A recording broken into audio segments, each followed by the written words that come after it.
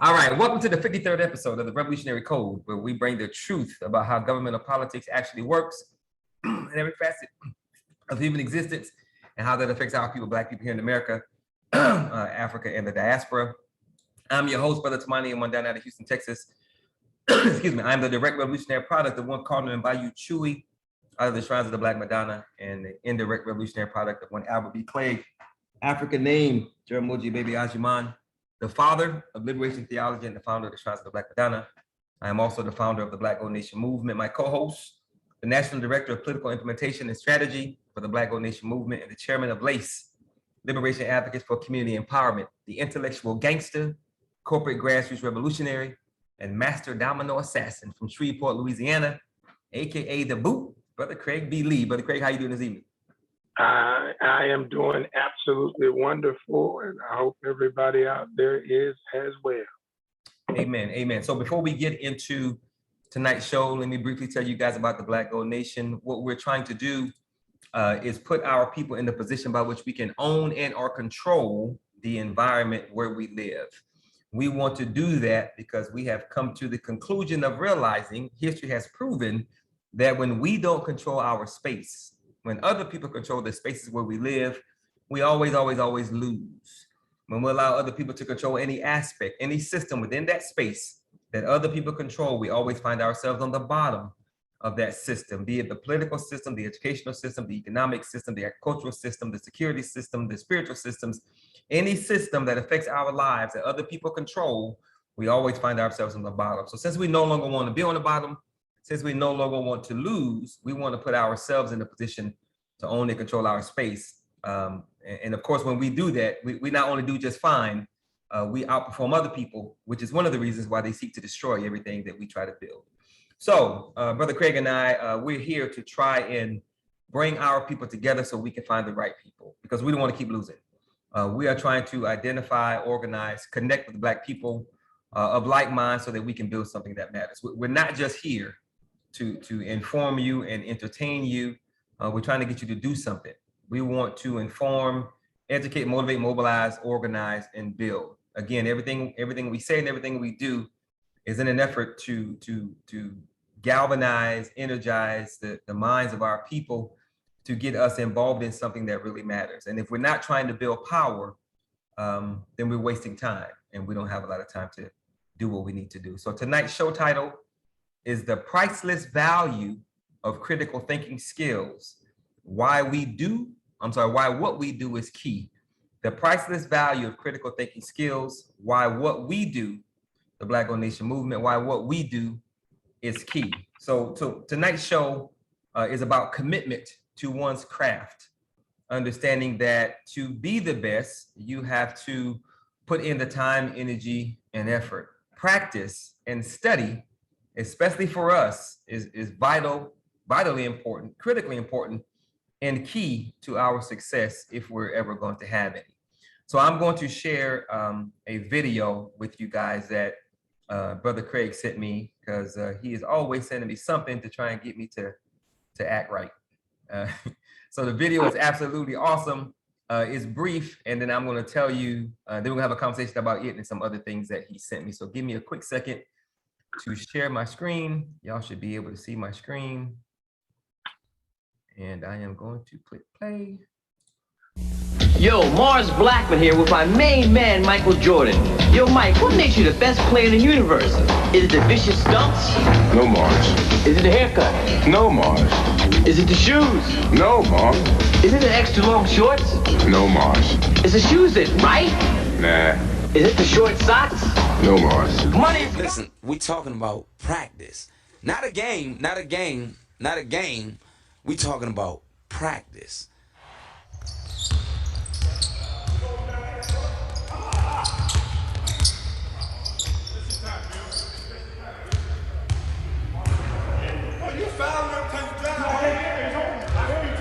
This whole thing about you practicing. I mean, if you talk to any of your teammates, they would say, even if they saw something in the game, it's like, shoot, you should have saw him Thursday.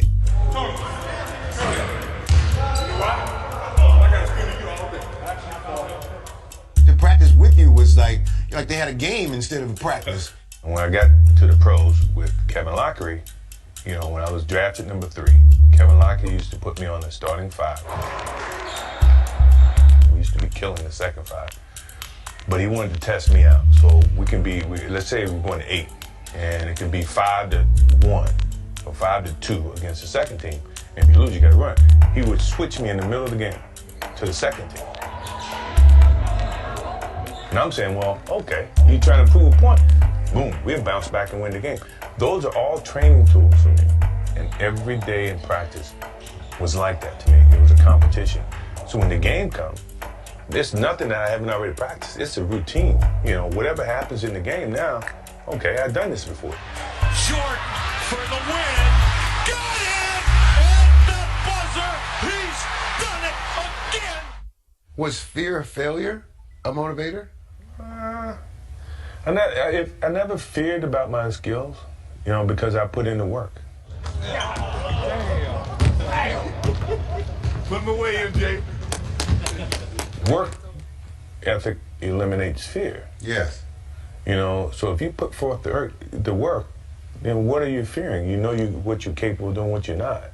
We're down to 2, now to 1. Here's Jordan. Yes! It is all over. The Chicago Bulls have won at the buzzer. As a member of the Chicago Bulls, the last shot, What was that shot? Game 6. Utah. The Bulls can win it right here. The Bulls can win it. Unbelievable. 13 seconds left. Jordan left side. I practice as if I'm playing in a game. So when the moment comes in the game, it's not new to me.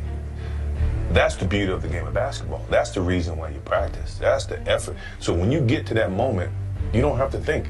Instinctively, things happen. Jordan to drive. Hangs, fires, yes! The Bulls lead 87-86. Michael Jordan with 45 points. All right. So let me make sure I click off my video. All right. So Brother Craig sent me that video along with a host of others. He's always sending me articles. And he sent me, I don't know, at least 9 or 10 of them. Russell Westbrook, Michael Jordan, LeBron James, Walter Payton, Jerry Rice, all-stars, superstars on that level, and how they prepare for the game, how seriously they take practice. So, Brother Craig, first question: what's wrong with Brother Allen Iverson's perspective as it relates to practice? Why is that an issue? So, first off, I am a huge fan of the passion that Allen Iverson brought to the game of basketball in game. He was not a selfish player. He was a hard-working player, all of these things. But when he made that statement about practicing, he made it from an unconscious, highly individualistic perspective, and it showed his lack of ability to truly lead. Now, in game, he would lead, but out of game and off the court, it showed how he didn't know how to lead himself. Hence why he got caught up into so many different things. So what I wanted you to see was a great player, Allen Iverson, a greater player in Michael Jordan basketball. I sent you LeBron, a greater player. I typically like LeBron's game better than Jordan, but I can appreciate Jordan's greatness because of what he said in that damn video. And then I paralleled that same perspective in football through the greatest receiver of all time, Jerry Rice, through one of the top 5 running backs of all time, Walter Payton, through again, LeBron James, and a few others. And it all gets down to what he was saying, practice. And it took me back to my junior high school band director, Mr. Malcolm Spencer. And he said something, and this is so funny because my junior high band director and my high school band director, if they see me today and they'll see me on the news or something like that, they'll be like, man, that's great what you're doing. And I look at them and I laugh because I was like, all I'm doing is implementing That's right. what I used to do, what y'all taught me in junior high school and high school. And Malcolm Spencer, before I got to Fair Park High School, he taught us that practice, get this now, practice does not make perfect. Right. Practicing correctly does.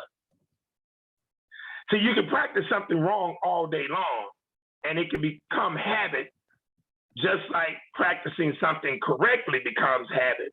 So bam, perfect practice makes perfect implementation when you're in game.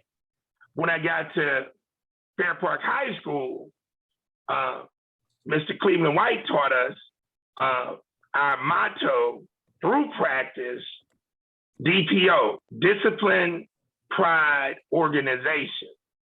So when I saw Allen Iverson, this is not somebody who is lazy, but he didn't connect the dots like Michael Jordan connected the dots between practice. Now, Allen had practiced early on in his life, but he was naturally gifted. I'm talking about he was naturally gifted to play the game of basketball because he could run up and down the court seemingly all day without getting tired. So certain things came to him naturally that they would never come to 99.9% of the folks. Jordan, on the other hand, Jordan was not as naturally gifted as Allen Iverson when he was in high school, and he'll tell you his brother was a better basketball player than him. Yeah. Jordan, he didn't make the ninth grade team or the eighth grade team. Hell, he didn't make ninth grade. His ass didn't make the goddamn ninth grade team. So he was driven to do what? Make the team. That's right. Practice, yeah. Okay. And so I sent that to you because the thing that I'm constantly trying to get you and others to understand is how to look at other elements in life where our people especially will dedicate their asses 100%. Sport, their damn job, their train, practice, and go out the way for that. But now when it comes to their own personal development about their mind so they can learn their purposes in life, their macro and micro purposes, so that they can become who they're supposed to become, they don't want to do that. And Allen Iverson's statement, and what's so funny, I was going to go find him and send a video to you about him saying practice, but whoever put the video together had already done it. Right. My mindset was lockstep and barrel with the person who made the video. So I try to get people to understand how I process information so that they can now bring that to their daily existence. Cool. So how is Allen Iverson's perspective on practice? How is perspective or his attitude? How is that indicative of Black people today? Brother Allen's perspective and understanding of practice, how is that indicative of how our people think today? So his perspective is a Eurocentric, I, my, me perspective because it is opposed to the Afrocentric perspective of collectivism. He's talking individualism for himself. You know, practice. I play hard in the game. I don't need to practice. but you're supposed to be the leader of the team. So now it's I, my, me, okay, versus us, I, we. You're the leader of the team. So there's a coach, there's management, a coaching staff, there's management of the team. So if you don't want to practice, now what happens to your followers? Your They don't want team. to practice either. They don't want to practice either. But they don't have the same goddamn skills as you do. Right. They don't have the same physiological abilities as you do, right? So at the end of the day, it just showed a lack of enlightenment and consciousness, and now that has become his thing, and it's so sad because not only was he stuck with that tab when his skills started to diminish a little bit, and he started to bounce to other teams, he couldn't make an adjustment in his role. You see, so that he could understand that you're no longer the man on the squad. Right. But what it does, it shows for our people that same Eurocentric, individualistic, I, my, me, you know, I do it when I want to do it type thing, but I'm not going to be focused and dedicated on a daily basis. Right. And another perfect example of that is Larry Bird, because Larry Bird was most certainly not the most naturally, physically talented player, but that man had discipline, Exactly. and he was committed to his craft, and he was a hell of a shooter. Look, when you can do that in sports, guess what it does? It carries over into life. That's right. That's why they want a lot of those guys on various boards. Like if you were in the military and you elevated to general, that's why they want you on various boards, because your decision making through the practice, through the implementation of the things that you practice. But like you were in the military, hell, 99% of what y'all ass do is practice. All the time. The majority of the time, y'all don't go to goddamn war, but y'all got to be ready. That's right. If and when it comes, right? Yep. Y'all practice all the damn time. Mm-hmm. And so I practice, do case analysis every damn day. That's why I say I got 60 PhDs in niggerology, niggermetrics, niggerosis, niggerilla, crackatology, crackatosis, because I study. I study Negroes, white folks. And between that and me playing dominoes, oh my goodness. I mean, it's just like what Michael Jordan said. By the time I get into the real game, Yes, sir. I mean, it's like, and people be like, damn, man, how you came up with that?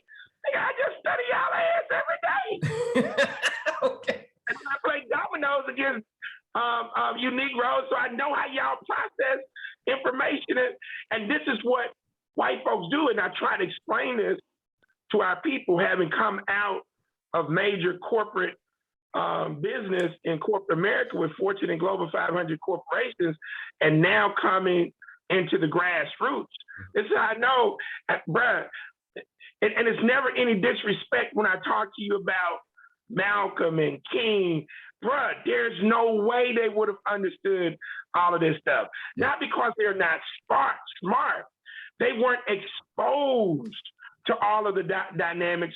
So their practice, like Malcolm got into practicing at a low level with the FOI, the Nation of Islam. So they were like, yeah. And then when it came down time to go into implementation, once the white folks shot up the mosque in LA in 1963, and I think they killed 9 brothers in there, and I think a couple of brothers in the nation shot back and killed 1 cop.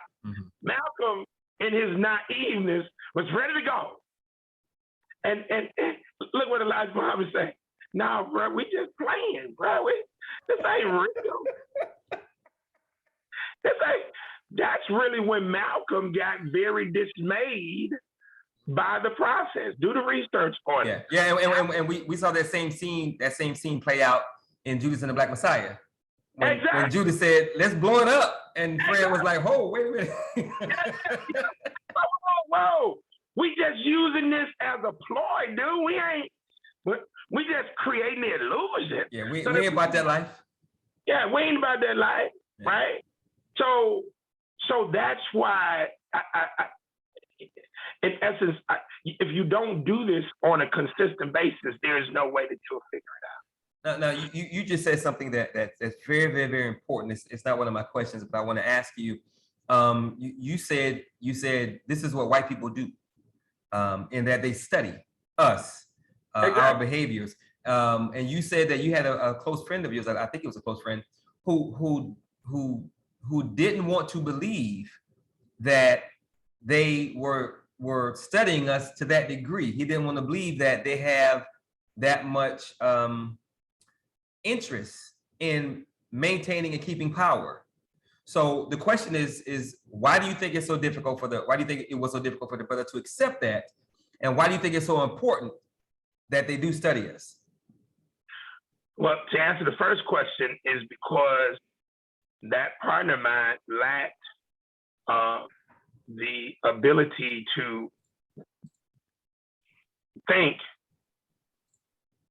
And he lacked the ability to think because he had not unleashed and activated his third eye. And he had not unleashed and activated his spirituality. And he was not into doing any empowerment training.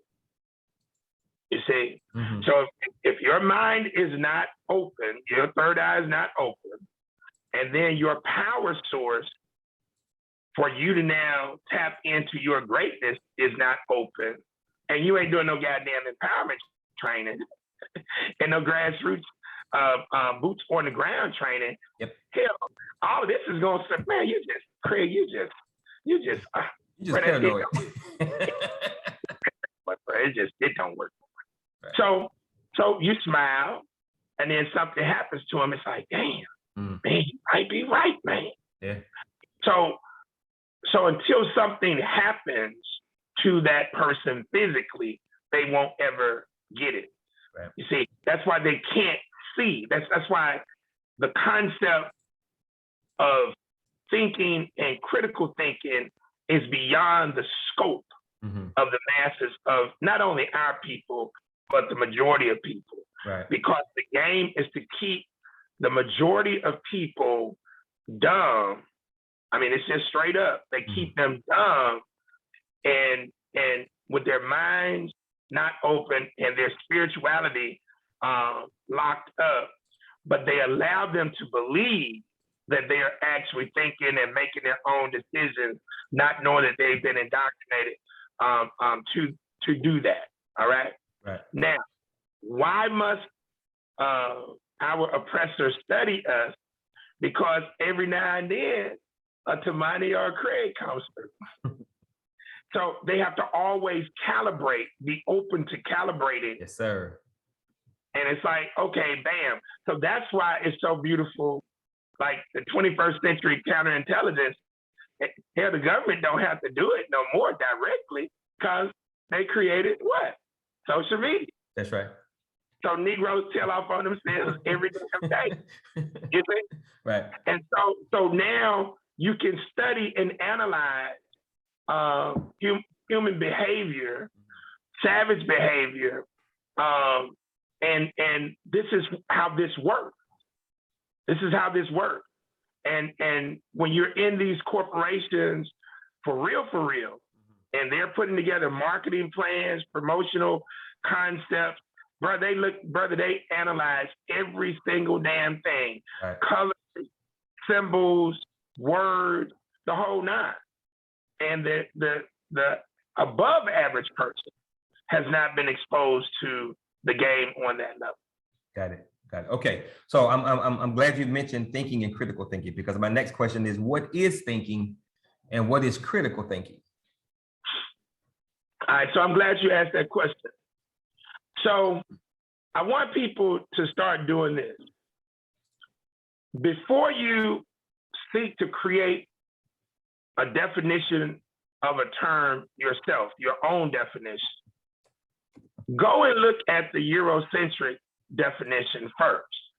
Now, this is something I've learned by being on Facebook, and I've done probably over the past decade 10 million, literally 10,000 plus case analysis of these Negroes, and I know they don't know how to think. And so when you go and look at the Eurocentric definition, I'm gonna show you how I do this. Sometimes the creator just gives it to me, but sometimes I'll go look at the Eurocentric definition to get a feel for what they're trying to convey with the term. So thinking, the process of using one's mind to consider or reason about something. The process of using one's mind to consider or reason about something. Okay, I say that's decent. Now, they brought certain words in that connect with that, and these are the words they brought in: intelligent, very important; sensible, reasonable, rational, reasoning, logical. Okay. So now I go back and look at this term and those terms that they use, and where they say the process of using one's mind to consider or reason about something, and I look at those other words, I now come and add a term to describe the process. Mm-hmm. And what term would I add based on those words that I just stated? I'm gonna say critical. The intellectual process. Okay. The intellectual process of using one's mind. Mm-hmm. But what if your goddamn mind is locked up? You ain't using it. Bingo. Yeah. So the intellectual process of using one's mind, but your mind is mentally enslaved. Mm-hmm. They cut the shackles off our legs, our ankles, and our wrists, Mm-hmm. but the mind is still there. That's right. Consider or reason about something. Okay? So Mm-hmm. I just added that one word, intellectual. Yep. To describe it. Now we go to critical thinking. The objective analysis, this is the Eurocentric definition. The objective analysis and evaluation of an issue in order to form a judgment. Mm. Now, damn, that's way deeper. Yeah. A lot so. Yeah. Way deeper than thinking. That's right. Now, let's pause 1 second. I'm gonna show you something. We got a few people on the call with us. I want to poll the other 3 people on the call with us and ask them, have they ever researched the term thinking and critical thinking from the Eurocentric standpoint? So let's ask that right now. Anyone can answer. I have not researched the term. I Okay. did go once Craig mentioned it a couple of weeks ago. Okay. All right. Next. No, I don't believe I've ever researched it in that way, the way you're describing. Okay. Next. I'm sure I've looked at the terminology before, but not in a research way. Okay. Next.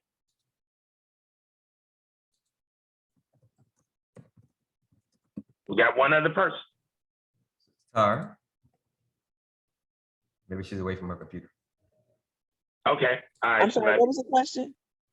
Have you ever researched the term thinking and critical thinking?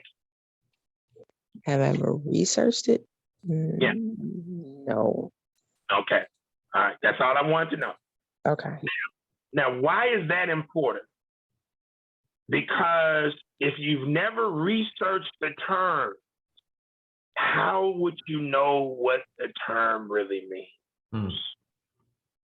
So what happens with the majority of people, and this is why my case analysis have been so important on Facebook, people do word association, but they don't really know what the terms mean. And so now they form an intimate connection, feelings around their word association games that they play. And now when the real information is brought to them, what the terms or concepts and words mean, really, now they wrestle with it. Right. Hence the concept of what? Cognitive dissonance. Yes, sir. Yeah, it's a clash going on.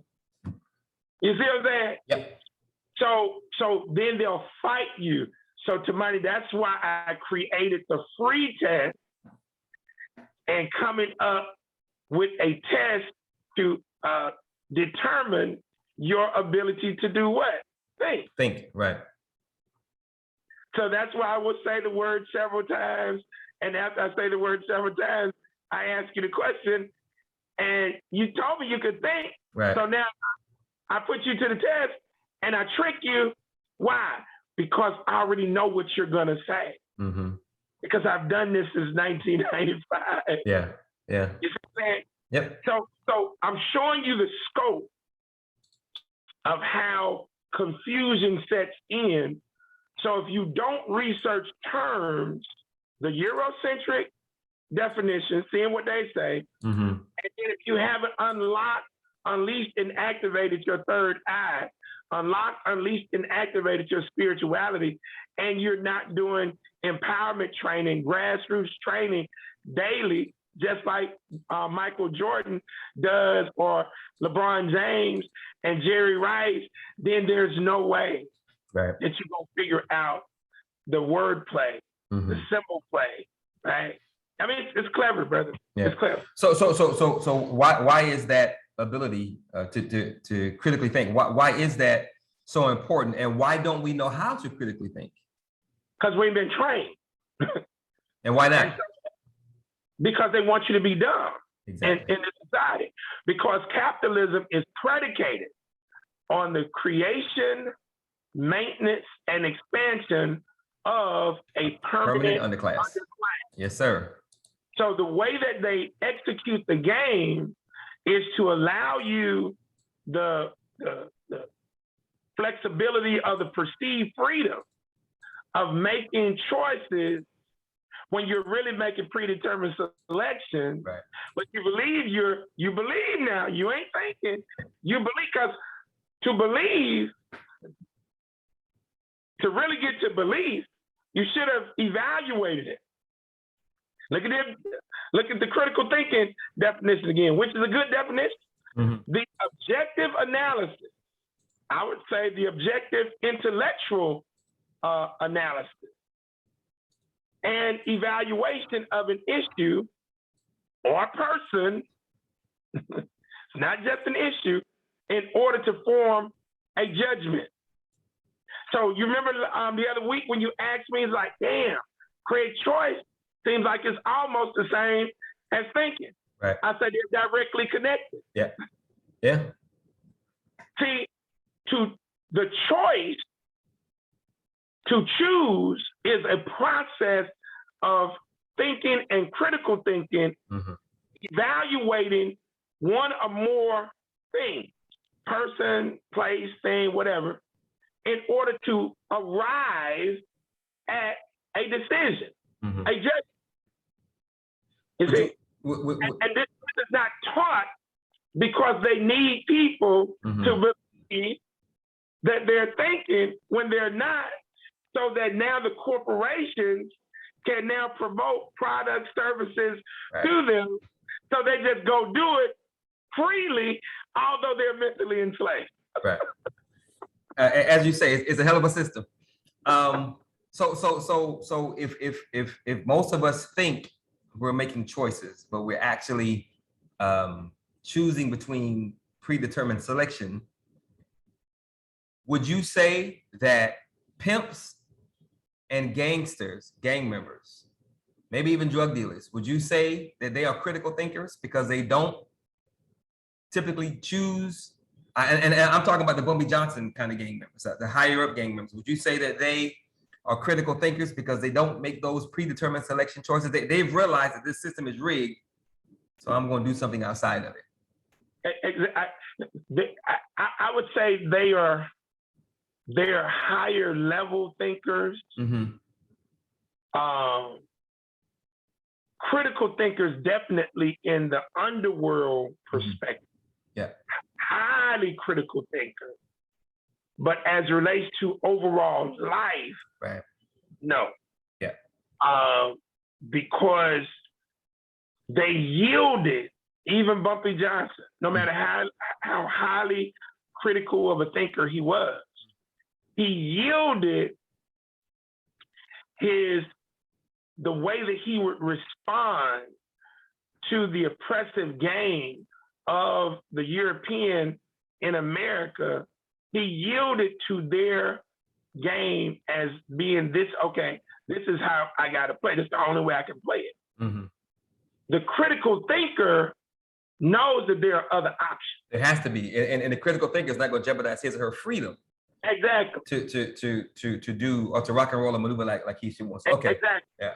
Yeah. And I would assume, because we've had this conversation at length before, I would assume the because of the ability of the pimp or the gang member to be a critical thinker in the underworld.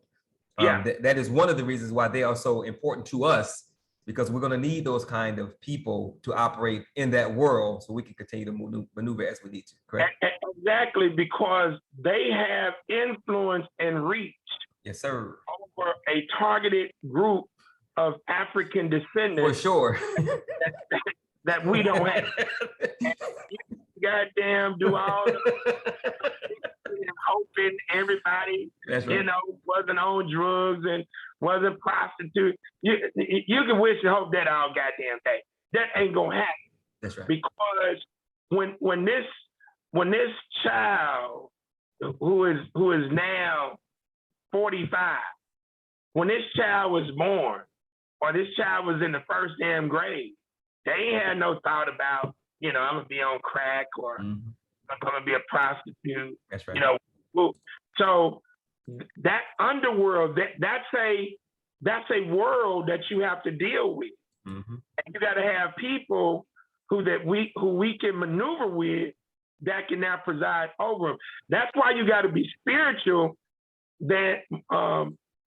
more spiritual than religious, because now you see in Godfather of Harlem how Malcolm struggled to have his relationship with Bumpy Johnson.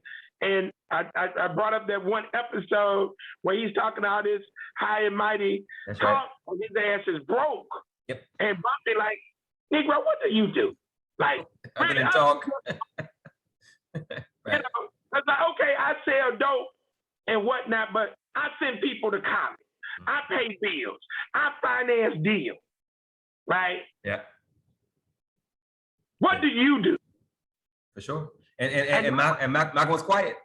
And that was the episode where the elitist bourgeoisie group was getting the award. Man of the Year. Man of the Year. Because what did he give them? Money.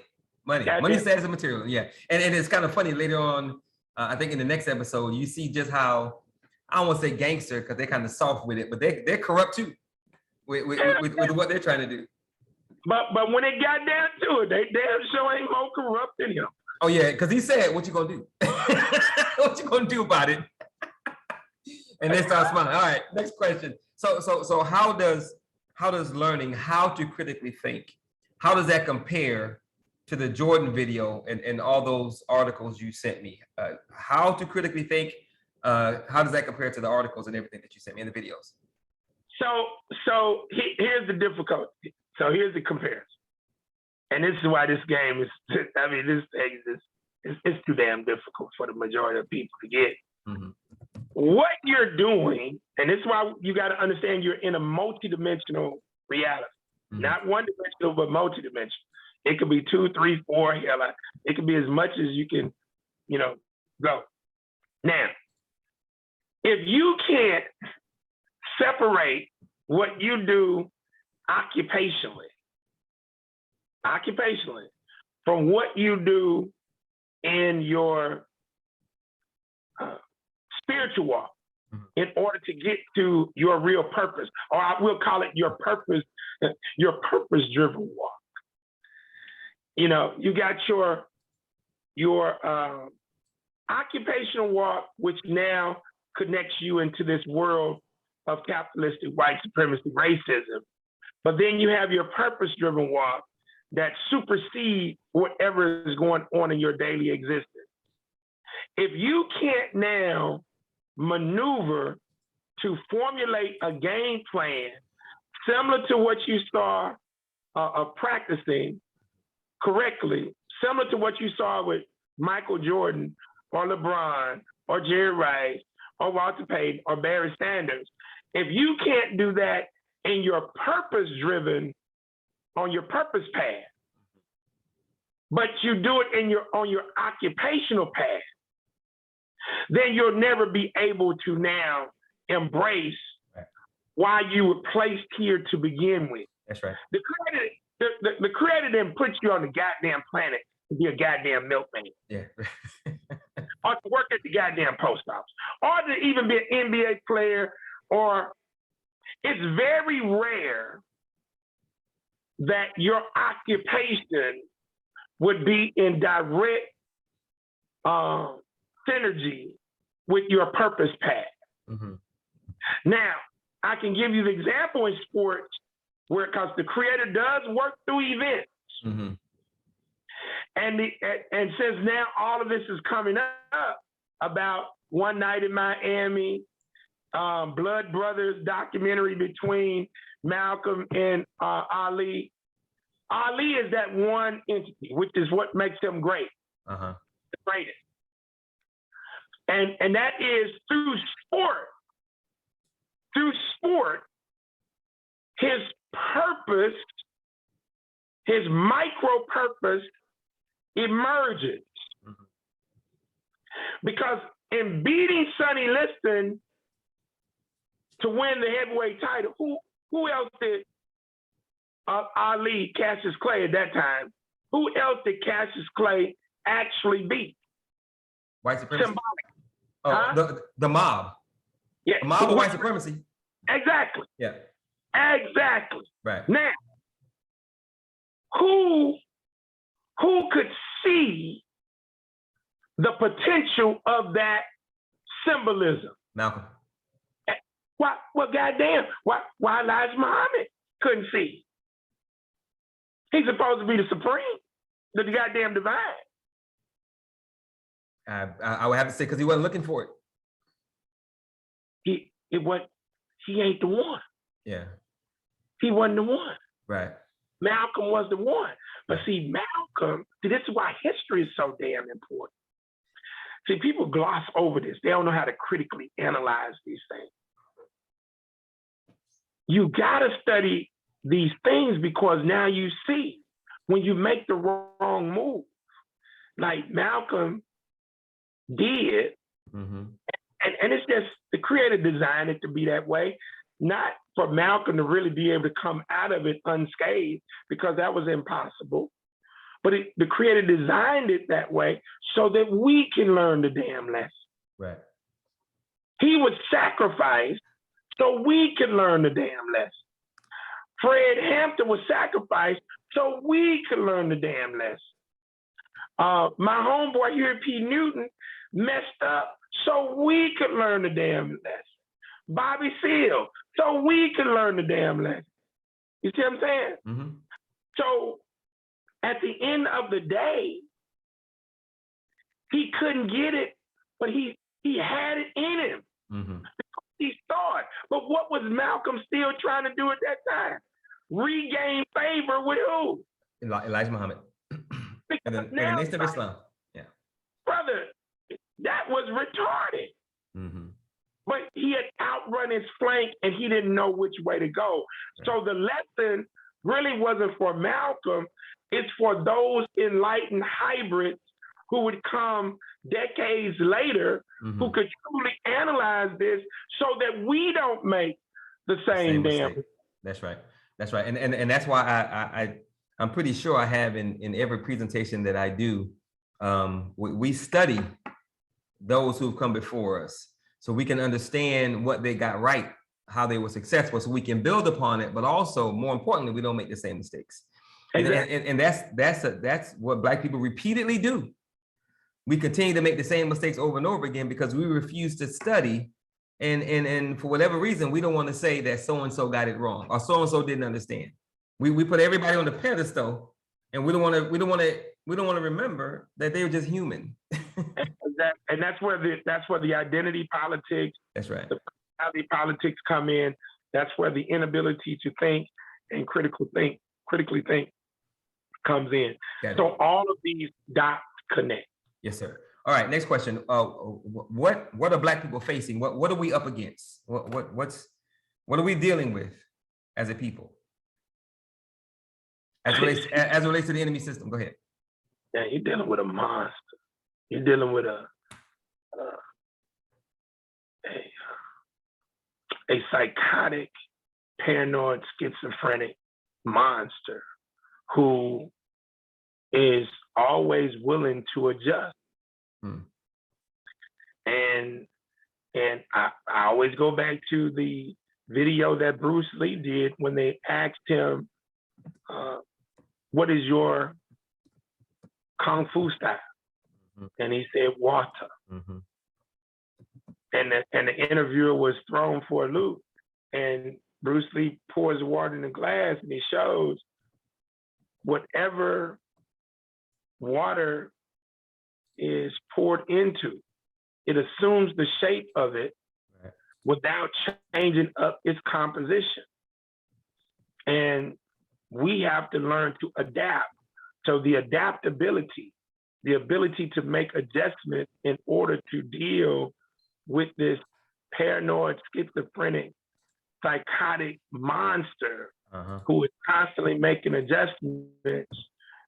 We're up against, for real deal, boogeyman, who is merciless, but simultaneously can create the illusion that he is merciful while cutting your throat at the same time. See, because remember what white folks do within their system, the 3 M's. You remember the 3 M's? No. Missionary, military, merchant. Okay. Missionary, military, merchant. They lull you to sleep with who? Jesus. And that represents who? The missionary. The missionary, yeah. So now, but that's all a tactical maneuver in order to bring in who? The military. In order to do what? I'm gonna say control natural resources. The land. Yeah. And the resources. That's right. In order to then do what? Maintain and keep power or expand on that power. To set up the merchants, the economy. Okay. I thought you said, if you didn't say, we need to add one. I thought you said mercenary, but you said merchant. Yeah, merchant. Yeah, and mercenary needs to be added because if you, just like the that book. Now you don't need to add mercenary because they're part of the military. Of the military, yeah, because if you don't do those things as they have laid them out to you, then they're going to send the killmonger to come get you. Yeah. But the mercenary learns his tactical training and skills from where? In the military, right? For sure. So a paranoid, psychotic, schizophrenic. Yeah, schizophrenic monster. So I'm going to add a critical thinking. Oh yeah. Paranoid, psychotic, schizophrenic monster. Oh yeah. Right. So if serial killing monster. Hold on. Serial killing. So Paranoid. Mass murdering. So serial killing or mass murdering? Both. Serial killing and mass murdering. All right. Hold on for a second. A critical thinking, paranoid, psychotic, schizophrenic, serial killing, and mass murdering monster. That's right. Paranoid, psychotic, schizophrenic, but he is intelligent. He understands that this thing is about power, and he will do whatever he needs to do by any means necessary to maintain it, to expand upon it, and to keep it. Now, pause that. Why, and this is what is unfortunate, our dear brother Martin Luther King could not comprehend, and all these others who will never get this, touting, we're all the same. Why is this entity a paranoid, schizophrenic, psychopathic, whatever I said? Why is he that way? I'm gonna say genetic annihilation, because he knows he's a minority on the planet. Exactly. And he even knows, because he's not stupid, that his gene is recessive. Exactly. And he knows that if all we do is the dirty boogie, then he's done. So he has to put these things in place to keep us distracted. And like you say, entertainment in everything keeps us distracted from what we really need to be working on. So my next question: a critical thinking, paranoid, psychotic, schizophrenic, serial killing, and mass murdering monster. And critical thinking will help us deal with this. How?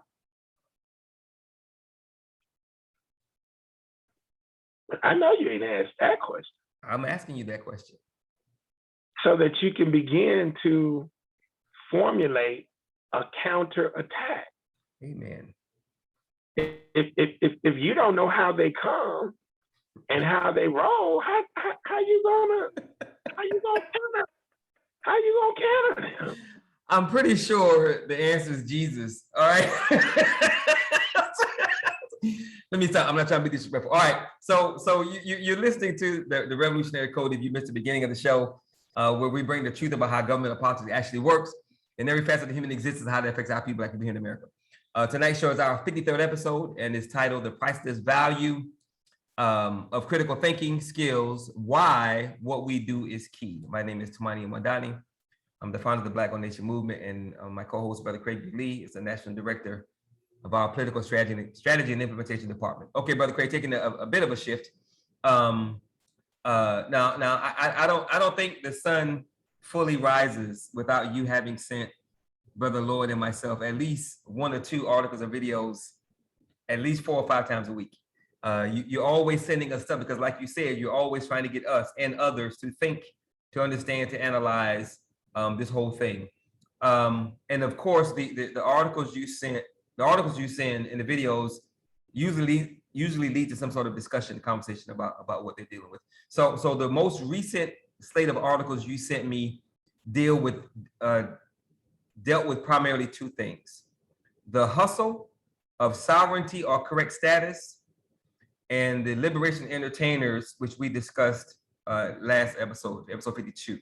So the first question, as relates to the recent articles you've sent us, is what is the hustle of sovereignty or correct status, and how could critical thinking skills help us quickly debunk this hustle? So the sovereignty hustle originating from some entities, not all of them, but some entities from the Moorish Science Temple and the so-called Aboriginal individuals. All of them are trying to figure a way to avoid paying taxes, figure out a way of dealing with that. Use the term again that we use for the white man. Okay, I'm sorry. I had to go back. I was like, what term? A critical thinking, paranoid, psychotic, schizophrenic, serial killing, and mass murdering monster. So they're trying to figure out how to deal with that beast. And so they come up with all these foolish things. Yeah. And so it's very imperative that this is why I went through the process of how I analyze Eurocentric definitions and now create my own if that definition is not substantive. So when you look up the word sovereignty, and I challenge everybody to look that term up, sovereignty means you're in control of everything. That means, you know, the economics, the medical system, your infrastructure, water, electricity.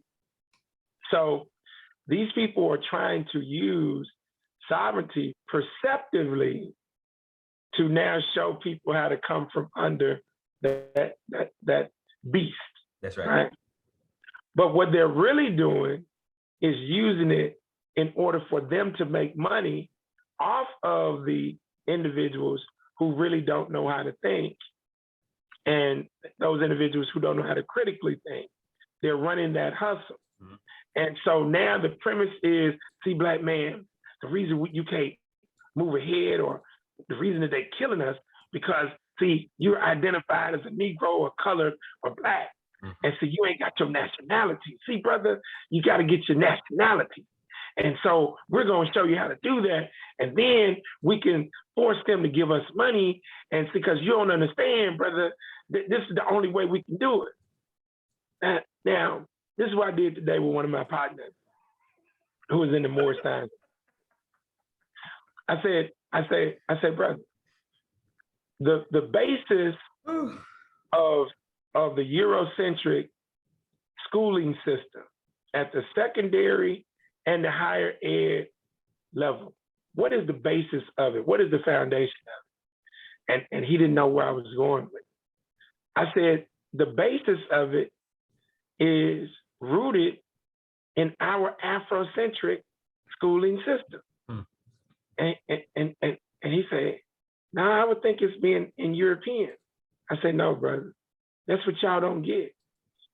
Everything that the plutocrats have put in place in their capitalistic system is rooted off of our thing. They got it from us, for sure. Capitalism is rooted off of our thing of free enterprise. Yes, sir. Because we are the original marketers, salespeople, manufacturers of the planet. So when you are going against 100% their system, you're also going against what? Your own system and your own self. Your own goddamn system. Right. So now, so look, I asked the Moors. I said, this is a setup question for him. I say, wasn't that at one point, didn't the Moors have the white folks in an enslaved position as well? Not as brutal as chattel slavery, but weren't they enslaved as well? Yeah, we had them. We had their cave beast ass. And I said, so they were enslaved at one point. They don't even see what the setup is. That's right. They don't even, Brother Ted, they don't even see the setup coming. I done checkmated their ass 10 moves ahead. So I say, well, damn. How the hell did they get to the position of being over y'all ass? They had to learn the goddamn system that they had in place. That's right. Dude, you are not going to maneuver by coming up with all these goddamn Santa Claus concepts that are not legit. And then what court system is going to recognize your case? Exactly. The same damn court system that you're trying to go. Right. And when you think about it, it's ridiculous. That's why I sent you the video. Yes, sir. On attorney Akeisha Al-Shabaab. Yeah. And she told, what did you say in the video? The court would sit and listen to their ass, and then they say what? Case denied, case dismissed. Case dismissed. Case dismissed. Next. and you just as powerless when you walk out as you were when you came in. Now, if you can critically think, you're gonna start out by first doing some research, history, Because your best teachers, your top 2 best teachers are who? The creator and history. Right.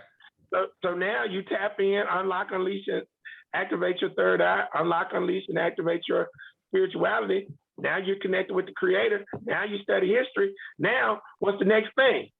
The WH formula. Who, what, when, where, why, and how. Yep. Now we implement the basic ass process of doing what?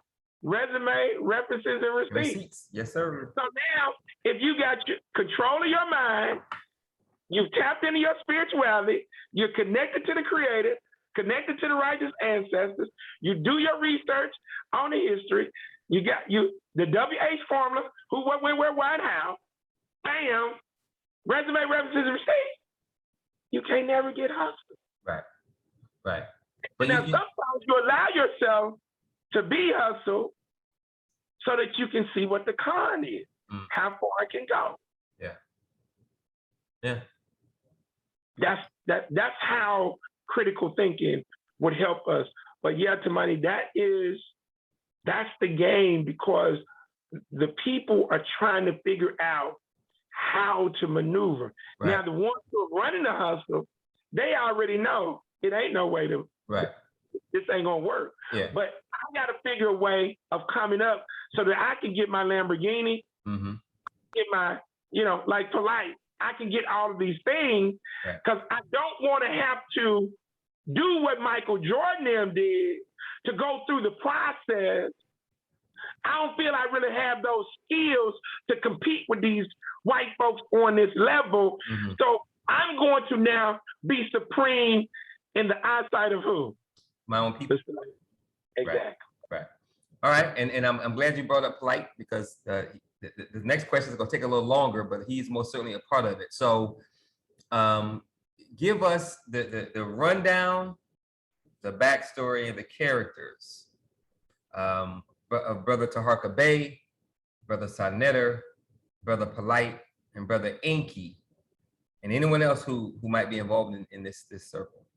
The characters, the rundown, the backstory, and then how critical thinking plays a role in that story and what we should take away from it as critical thinkers. So you've been paying attention to this public soap opera, this drama fest of Brother Taharka interviewing, researching, calling to carpet, highlighting, showcasing, spotlighting, whatever. So tell us about what you've been doing with these videos, what you've learned, what you've discovered, and most importantly, Brother Craig, how critical thinking has now led you to say, oh, boom, I got it. So, and it's not going to really be as long as you believe. Cool. All of these people represent the illusion of this so-called conscious community. And it's nothing but an illusion, because all they're doing is using information, and they're disguising information, and some of it legit, some of it illegit, but they're using this to pass themselves off as knowledge brokers. But Brother Naru, Brother Ted, they're not knowledge brokers. They are pseudo-intellectual capitalists. They are using information to have themselves perceived as experts in various fields. And because our people have never been in these corporate spaces and in these high-level spaces, they know all they got to do is read books. And if you have the ability to remember, your mind is good for memorization, and you can articulate, and heaven forbid, if you are attractive as a male or female, and you can spit that game, okay? Like if we go back to the movie Judas and the Black Messiah, what did the leader of the crowd say? God damn. I know, right? That nigga got $1 million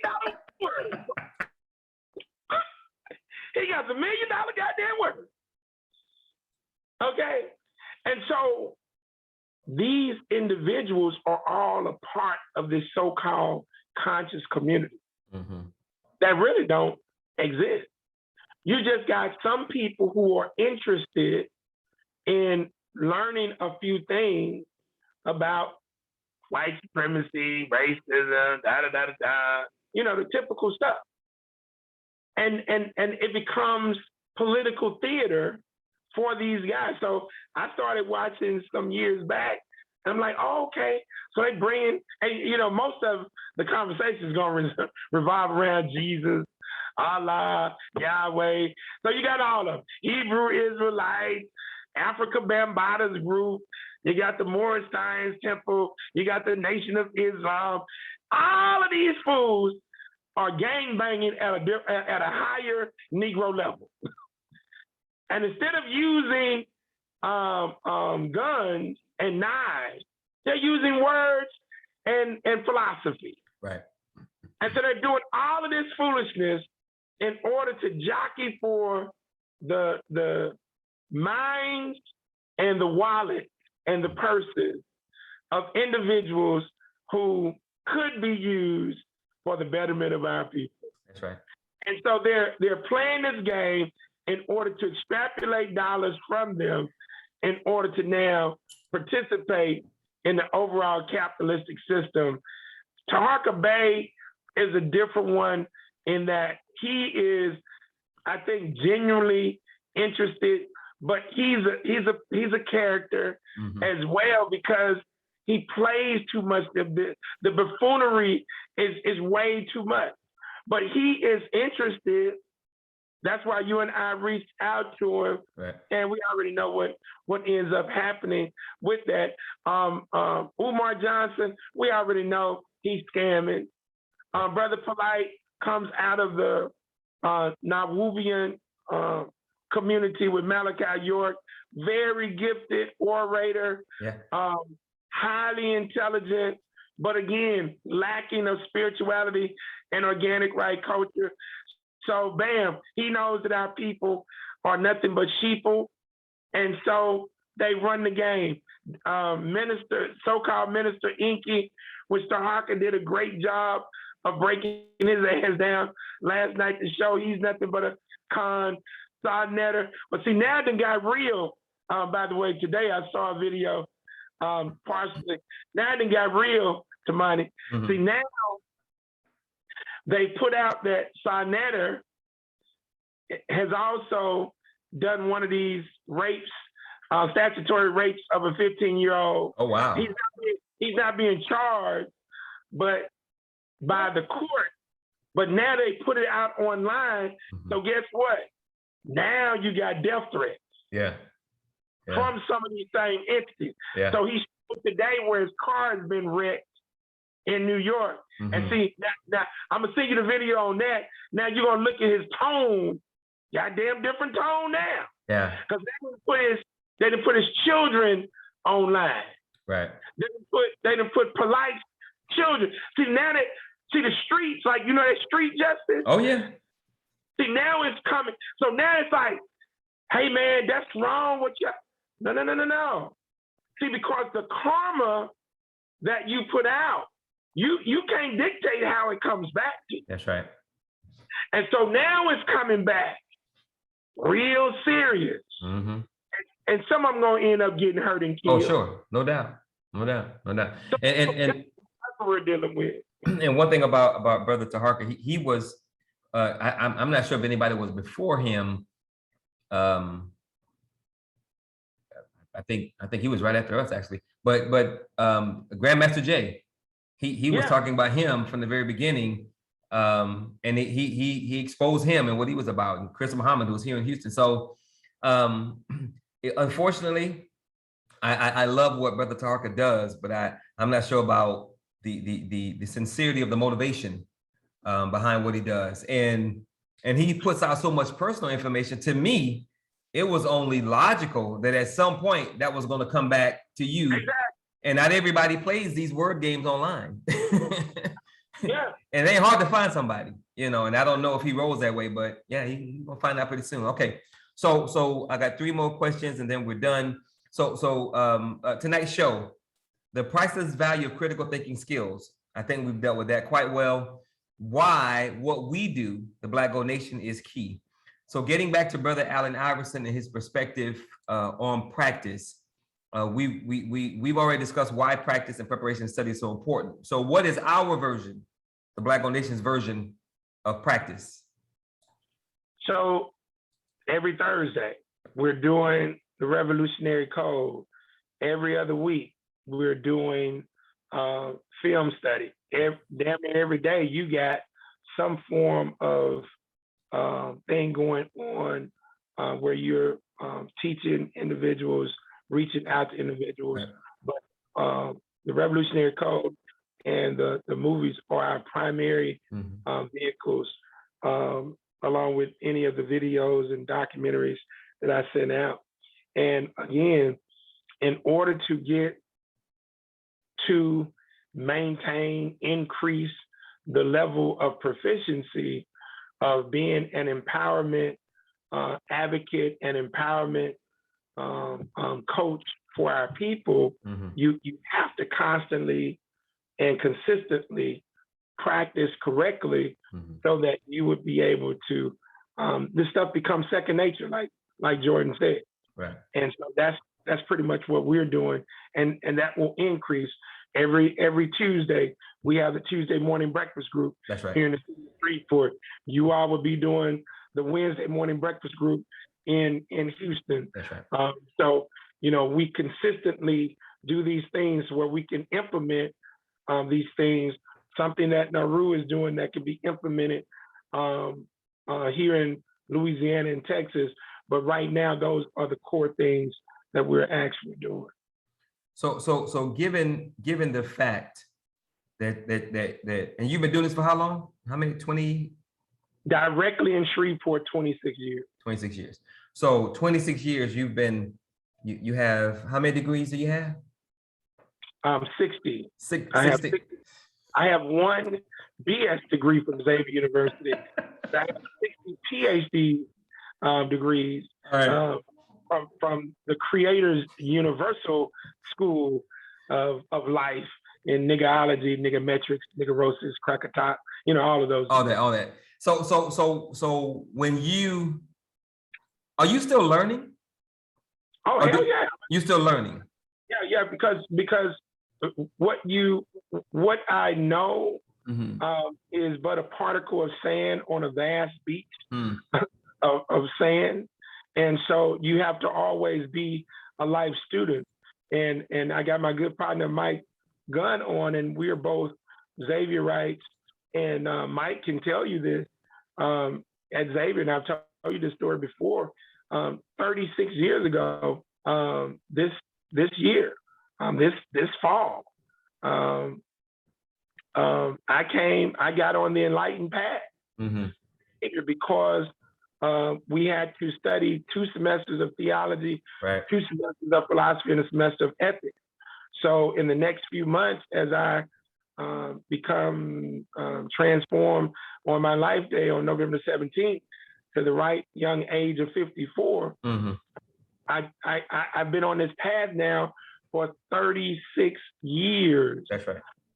And of those 36 years, 26 of those have been in direct empowerment work here in the city of Shreveport. So 10 years prior to me doing this direct work in Shreveport, I'd done different things in New Orleans, Birmingham, Nashville, Boston, Shreveport. And that's how I came to understand. I got so sick and tired of hearing this term consciousness, because I knew that the majority of these people who use that term are not conscious. Right. So I said, no, consciousness is the apex of a system or a process, I should say, of enlightenment. Okay. So enlightenment, just imagine enlightenment is the overall process.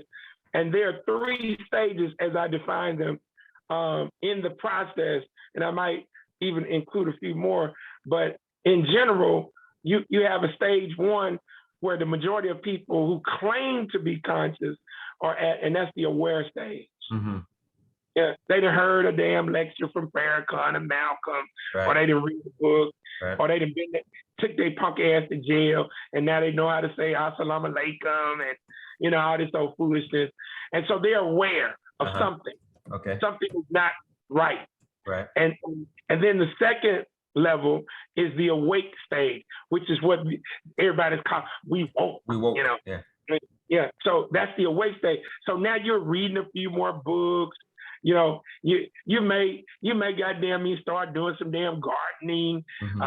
Goddamn start like Naru eating some damn beef. Shit, I'm vegan. I don't eat pork no more. So now you change a little dietary things and you wear some dashikis. But guess what?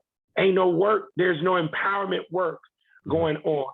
So now those are the two. Very few people are going to get to the consciousness level, because now you're talking about doing the work spiritually, culturally, educationally, economically, socially, and politically. Now you're talking about being on your purpose-driven path. Now you're talking about figuring out how to intellectually, critically think to deal with who? What's that entity?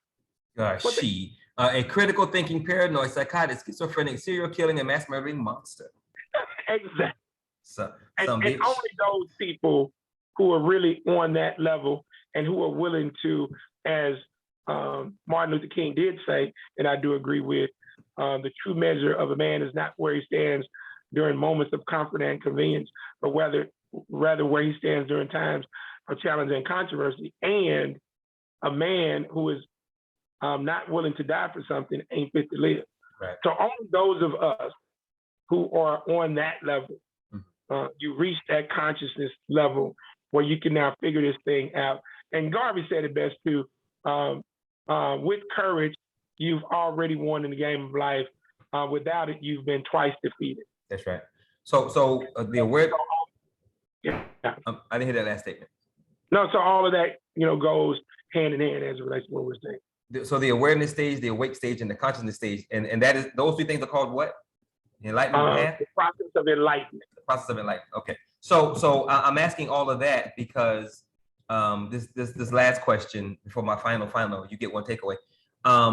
36 years on the enlightened path, 26 years in Shreveport. You're still learning. You're constantly trying to share information with other people. You're constantly doing critical analysis.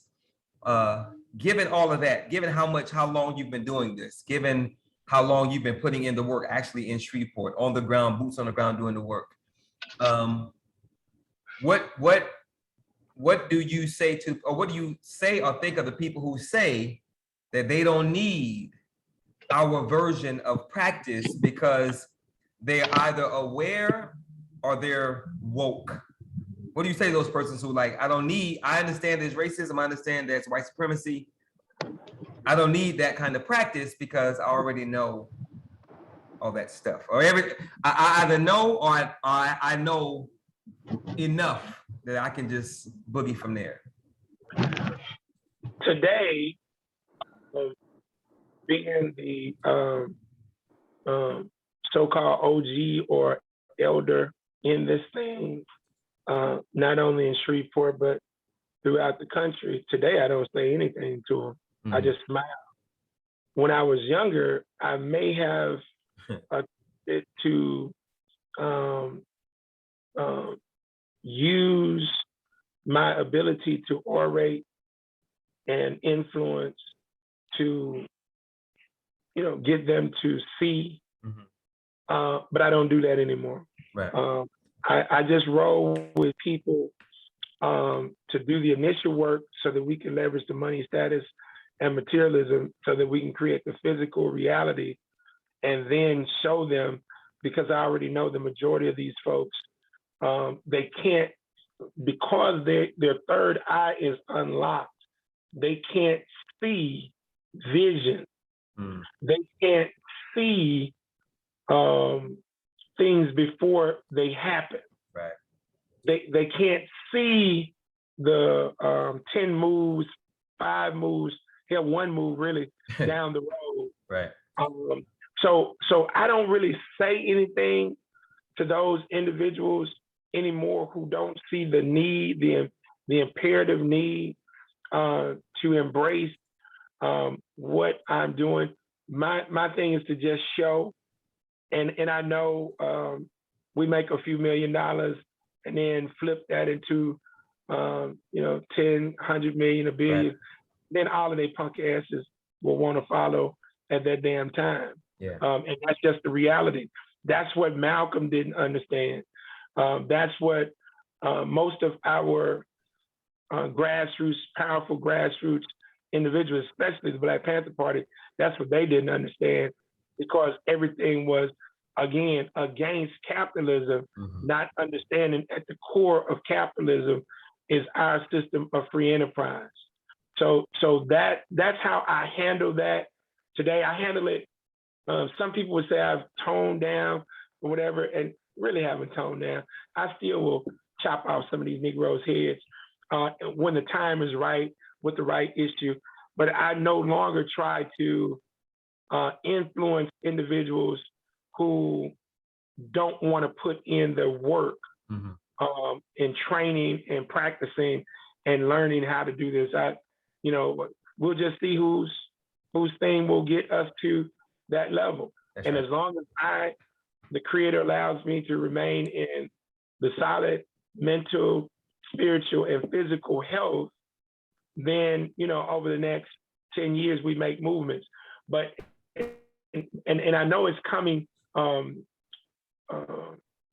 very quickly now, because the Creator has brought you to my space, and through you, I get to Harlan and these other individuals who got skills. Brother Naru and Brother Ted and Brother Mike and I were already connected, but I meet Sister Fabu and Brother Lloyd. See, these are entities that I needed to meet in order to help execute here. And that's why I told you I have no problem with you being the point entity, since you want to, gallivant all around the damn country and the world dealing with these savages and Negroes, because you will learn quickly. You will pick up a couple of PhDs in niggerology. Very quickly. Okay. Last question. All right, you get one takeaway from tonight's show that everyone who's been a part of us will keep with them for the rest of their lives. If you can only give them one takeaway that they will have with them for the rest of their lives, what would that one takeaway be? In order to acquire the ability to think and critically think, you must, there is no other way, you must unlock, unleash, and activate your third eye, and you must unlock, unleash, and activate your spirituality, and you must implement empowerment training, grassroots training on a daily basis. There is no other way. Cool. Amen, amen, amen. That concludes tonight's show. We're going to open it up for Q&A. If anyone has a question for Brother Craig Lee, I see Brother Naru has turned his camera on, so that means that Brother Naru is going to kick it off as usual. Brother Naru. Oh yeah, very, very good show as usual. I wanted to kind of piggyback off what you asked Brother Craig earlier, Tamani, about his continuous learning. Yeah. And I wanted to know, like how do you feel like you've gotten deep in uncovering the layer of the systematic game of white supremacy that you talked about? And if not, how much do you believe you'll be able to uncover? And third part of that question is, do you have a protege or proteges that you are training in to learn these type of things? Because you ain't no spring chicken. Exactly, you're absolutely correct. So yes, I would say, if I had to put a percentage on what I understand, comprehend about the philosophy, system, and game of capitalistic white supremacy, I would put that at roughly 80 to 90%. That's great. And it's still going to be ongoing. Mm-hmm.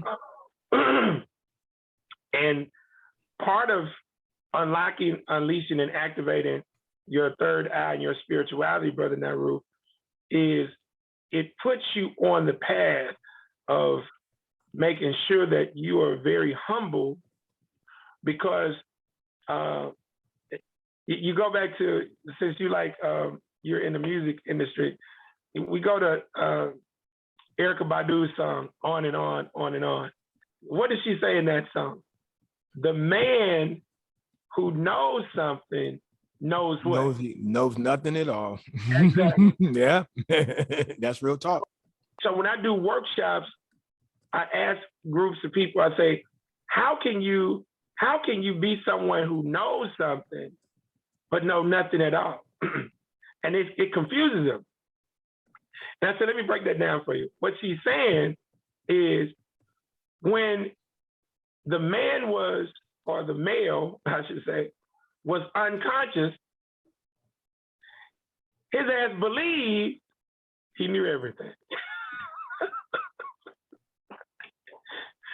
But as he unleashed and activated his third eye and embraced spirituality, and now it's like, damn, I really know something. Now he's able to see. God damn. Right. I don't know anything. Yeah, that's real. Yeah. That's real. Because it's too much to know, too much to learn. That's right. And anybody says anything different, I don't mess with them. Well. and Naru, when you now, I've gotten so finite in this thing. I've now break this thing down because I heard Taj Tariq Bey. He's one of the other con guys who sell the goddamn sovereignty status thing, right? Okay. And he's going at Tahaka Bey. They're not a part of the same Moore set, right? So Taj Tariq says, oh, show me the books you've written, goddammit.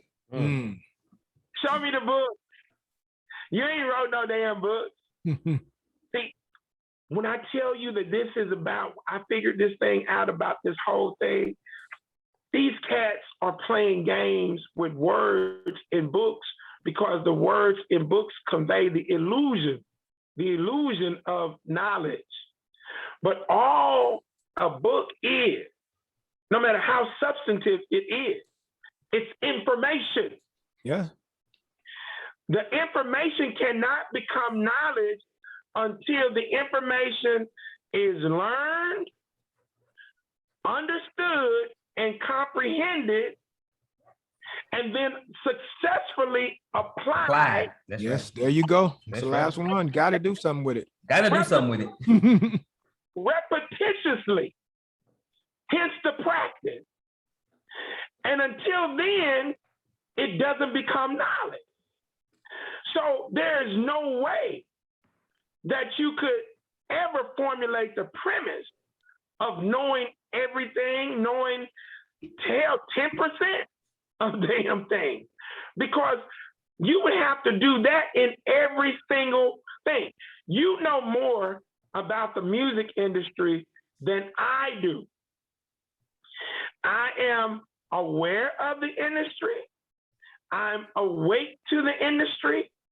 I'm conscious of it, but you're at a different level of awareness, awakeness, and consciousness. So I would have to yield to your expertise in order for me to now execute what I would desire or plan to actually do. And so I'm always going to be learning within that this cipher, the space that I'm in. I'm a life student. That's so when great. you come to enlightenment, the journey now puts you're learning forever. Yeah. That's why I don't even understand the concept of goddamn retirement. Like, what? I'm never gonna goddamn retire. Now, the last part of that, protege, Right. yeah. Through here in Shreveport, I will, especially now as we get ready to pull off this art project, I will directly recruit, but there are a few cats who I mentor, not on the full scope of everything. I will have to find that entity, a teenager or something like that. I did want that to be my stepson. Right now, I don't have any children. So through other children that I'm connected with, I try to impart, but they have to be willing to want to learn. Yes. They have to be willing to want to learn. You can't force this on anybody, but I've bumped into a few entities here. I know through what we're doing with BGN, I will find some more, but you're absolutely correct. I don't have a ego thing of like a damn Elijah Muhammad with Malcolm, like I'm the only one, and you know, I don't, because my thing is to help you tap into your greatness. I have I came up with this one empowerment wisdom, and I'm gonna have to come up with a different term for it, but it's empowerment wisdom though. And I use this for children. And this is what it is, Naru. It is up to me to be all I can be. For if I believe in the power the Creator has gifted me, I know I can achieve and be what I am supposed to be, great. So my job as an empowerment advocate, empowerment coach, corporate grassroots revolutionary, is to tap into your latent abilities that I see, extrapolate those out, connect you with all of what I know, and help you to become great and put you on the path.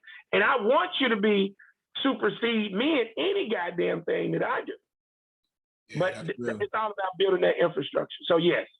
Thank you. Thank you. And I have one final question. It could be for both of you guys, the both of you can answer. Are you guys familiar with Dr. Greg Carr and Karen Hunter and their platform that they're creating, the narrative? Have either one of you connected with them, or how you feel about their approach?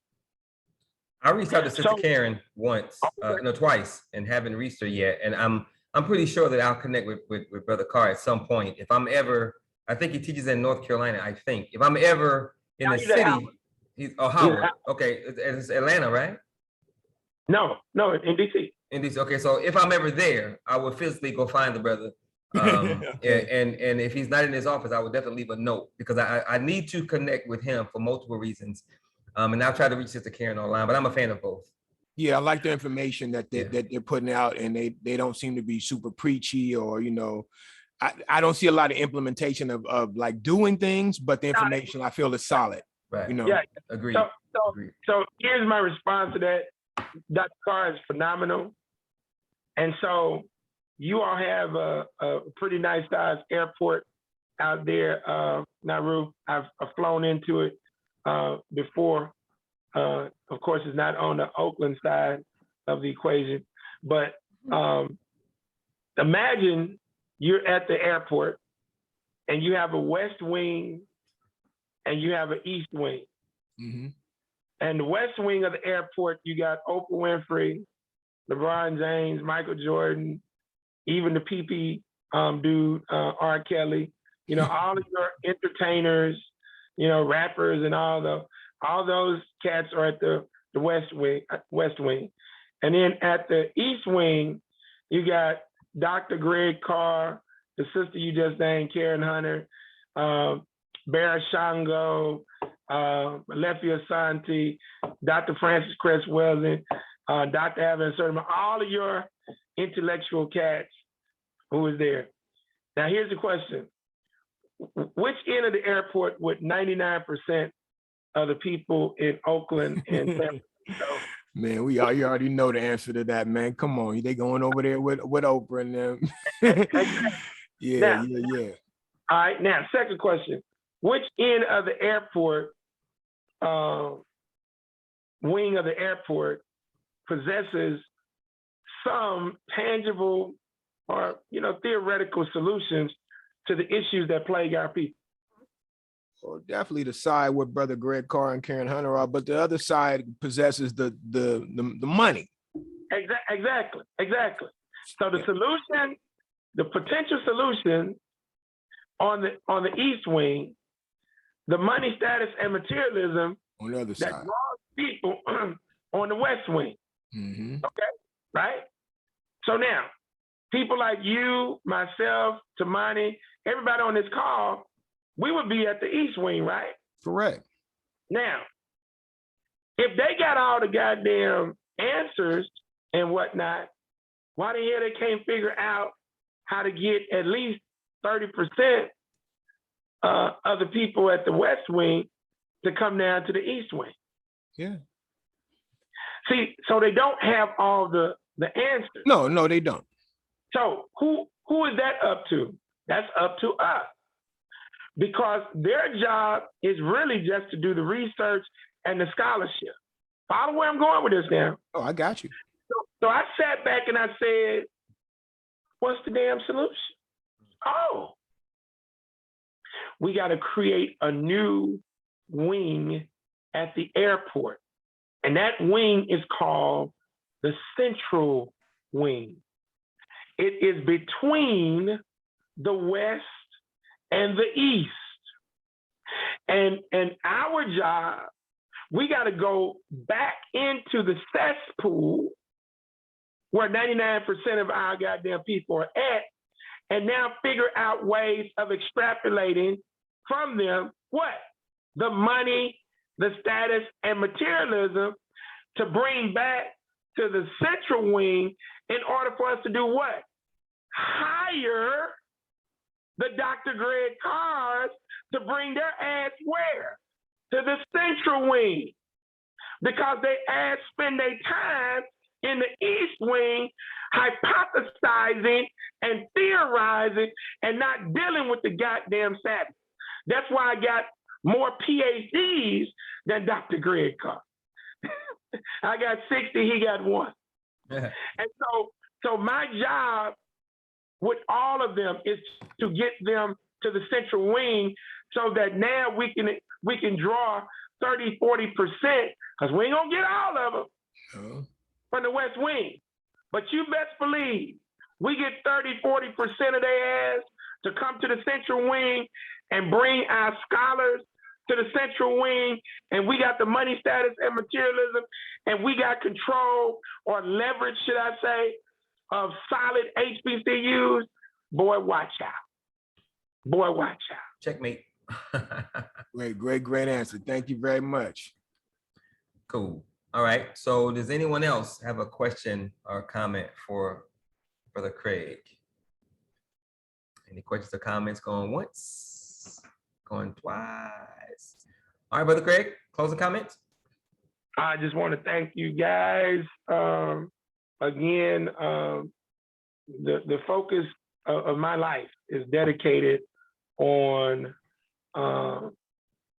the building the infrastructure to help empower our people spiritually, culturally, educationally, economically, socially, and politically.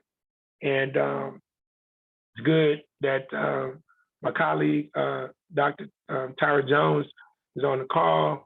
She launched today our online business program for the Shreveport Fair Share program, which is near and dear to me, some of my best work over the past 26 years. And to know that my colleague is now plugged in to this, and we can use this as a test case to lock down other contracts in other parts of the country, and to know that my good colleague, Leon Wheeler, who sometimes comes on these calls, is the damn fair share director. It's just a testimony, a testament to my concept of doing the work the way that the empowerment work the way that I've done it over these past 26 years, and the willingness to struggle to bring this forward. I only work for 3 entities. I only work for 3 entities. Well, actually 4 if you include myself. But the first 3, the Creator, my righteous ancestors, and grassroots people, and then myself. That's who I work for. Everything that I do fits within that realm. And so we are embarking on something epic, and I appreciate you all's participation. This will grow larger as we continue to synthesize and mesh me and Tamani's synergy together, and it's going to be awesome. And if they ain't kill me after I pull off this art project, it's over. I ain't gonna even lie to you.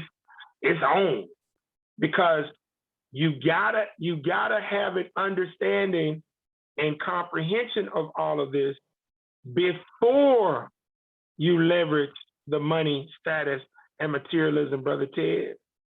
Before you leverage the money, status, and materialism, Brother Mike, Brother Naru, because it ain't no on-the-job training.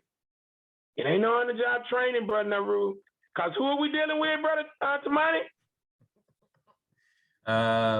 A critical thinking, paranoid, psychotic, schizophrenic, serial killing, and mass murdering monster. It ain't no on-the-job training dealing with this. Look here, bro. I just tell people all the time, Craig, I want to do what you do. No, you don't. No, you don't. No, you don't. You ain't ready for this, man. This is not for the faint of heart. This ain't for the faint of heart. Because your goddamn relative gonna think your ass crazy.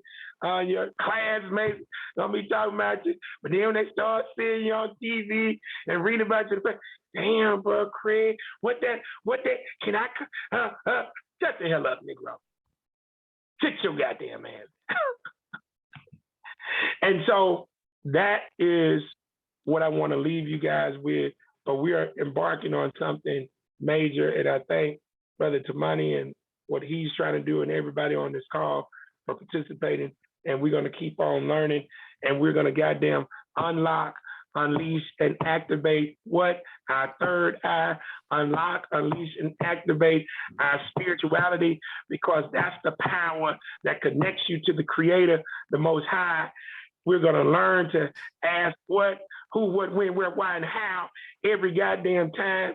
And we're going to analyze anybody, including me, resume, references, and receipts.